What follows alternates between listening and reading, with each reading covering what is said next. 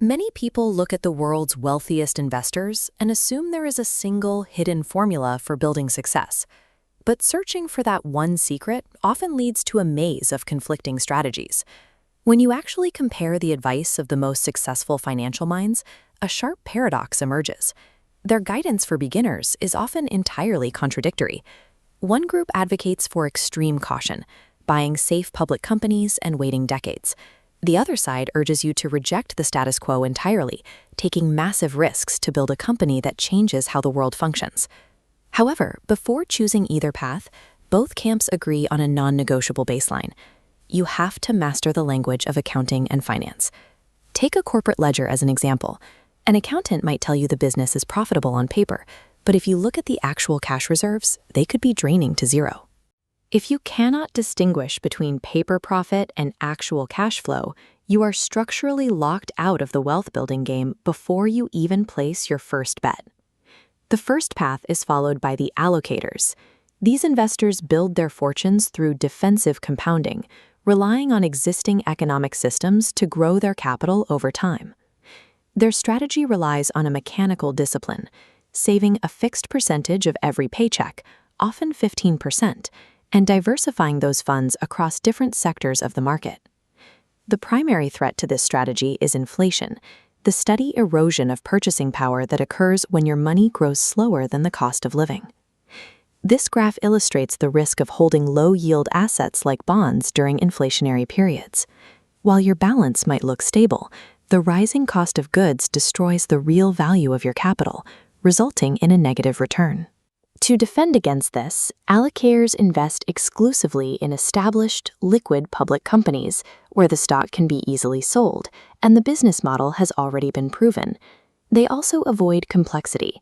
Companies like Enron achieved high stock prices through corporate opacity, making it impossible for outsiders to see how they generated cash. Instead, allocators look for forever assets. A company like Coca-Cola has steady global demand and a product unlikely to be replaced by new technology. The allocator's strategic edge is patience.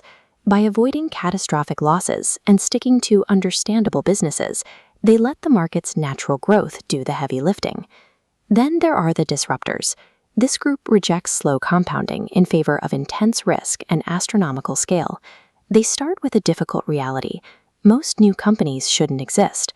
Existing corporations are usually efficient enough that a competitor has no natural right to the market.